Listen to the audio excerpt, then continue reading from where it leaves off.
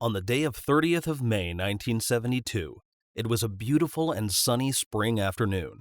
Battersea Funfair was particularly crowded because half-term had just ended for schools in the UK. Longer than usual queues of kids and teens waited in line to ride the Big Dipper. But unfortunately, 5 people lost their lives and 13 others were injured when 3 of the Big Dipper roller coaster's carriages, which were mostly carrying kids and teenagers, started unexpectedly hurtling backwards down the track before derailing and slamming into the hoarding below. The Big Dipper roller coaster tragedy happened on the afternoon of Tuesday, May 30th, 1972, at the London Funfair in Battersea Park, which had opened in 1951 as part of the Festival of Britain. 30 passengers, most of whom were kids, boarded the 3-car train at about 2:30 p.m. Since the ride's design required someone to manually slow it down before bends and as the ride came to a close, a brakeman would also be riding in one of the cars, as was typical for several older roller coasters at the time. As is customary, the trip started with the train being gradually winched up the hill by its drawn rope, generating a distinct creaking noise as it proceeded. The ride started off as usual, with the train being winched slowly up the hill by its drawn rope and creating a characteristic creaking noise as it ascended. However, the haulage rope unexpectedly snapped as the train was being pulled up the first incline, just before the first peak, and the entire train started to reverse down the track. The brakeman attempted and failed valiantly to apply the brakes as the train accelerated. Visitors who were there that day recalled how, at this point, the crowds below started to laugh, since they thought it happened either as the result of the brakeman playing an intentional prank or an amusing but harmless ride failure. For a brief while, even the passengers themselves believed it to be a prank. Sadly, neither was the case, and as the train gained speed over the next 90 feet, laughter soon turned into screams as it reached the turn and the first car lost control. The remaining 2 carriages then smashed into another halted train, and some of the wooden hoardings collapsed before disappearing behind the wooden screens enclosed in the entrance area. Some passengers were flung out when the disaster occurred, leaving some hanging upside down over the rails and walkway area, and some laying on the ground in front of the spectators.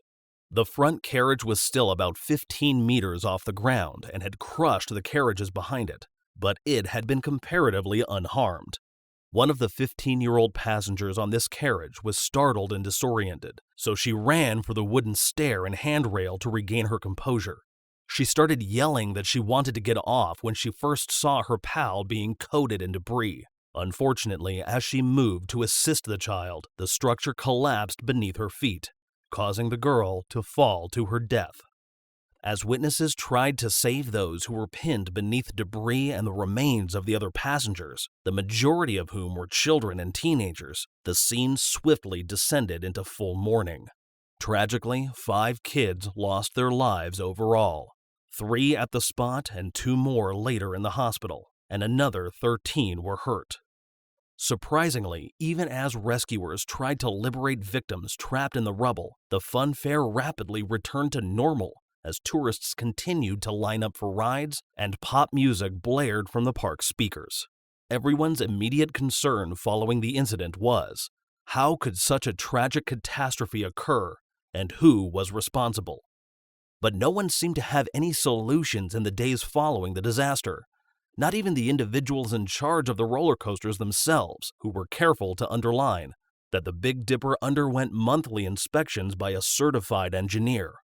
It didn't take long for accusations to start flying, and soon demands for a thorough public probe took over the pages of national media as the Big Dipper's owner conducted their own independent inquiries into the situation.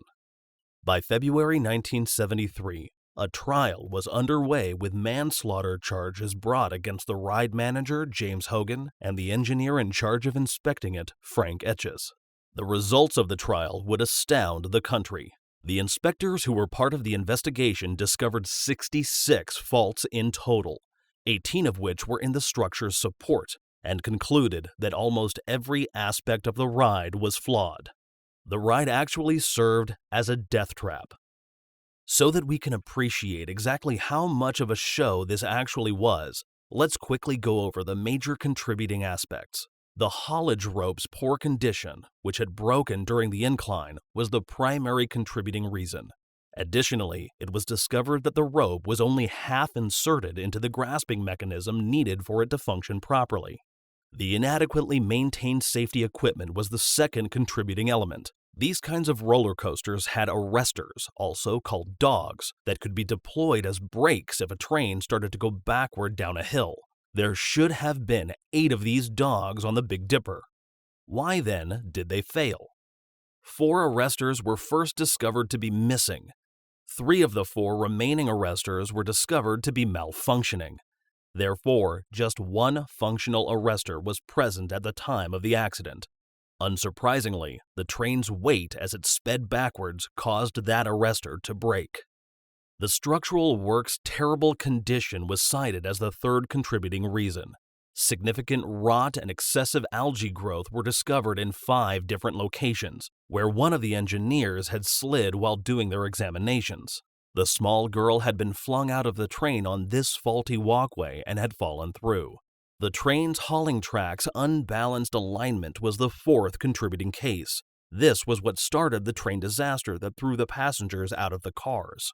It was also discovered that the roller coaster had experienced a disastrous fire in 1970, and that replacement parts had been bought using materials that were more than 50 years old at the time.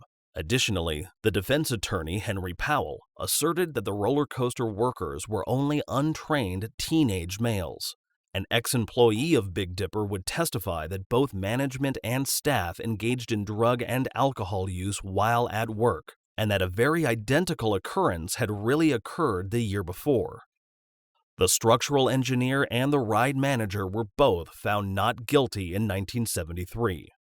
The judge argued that even though the structural engineer had deemed the ride to be structurally and operationally sound, this assessment only applied to the train and cars when they were stationary, and it did not follow that he was in charge of or even required to test and certify the Big Dipper's mechanical side. Because the jury concluded that the ride's management could not be expected to have the necessary knowledge to assure the safety of the ride, he was found not guilty. The park itself stayed open even though the Big Dipper itself was disassembled following the accident, and some of its parts were utilized for a lesser ride. But as was to be expected, the fair's appeal quickly dimmed, and it was forced to close in 1974. Even today, there is very little evidence that the fairground ever existed, despite being the biggest roller coaster tragedy in history. However, a tree was planted in May 2022 to mark the disaster's 50th anniversary, and there are other plans for a more permanent memorial. What do you think about the accident? Did it occur due to a lack of safety cautions? Let us know your opinion in the comments section.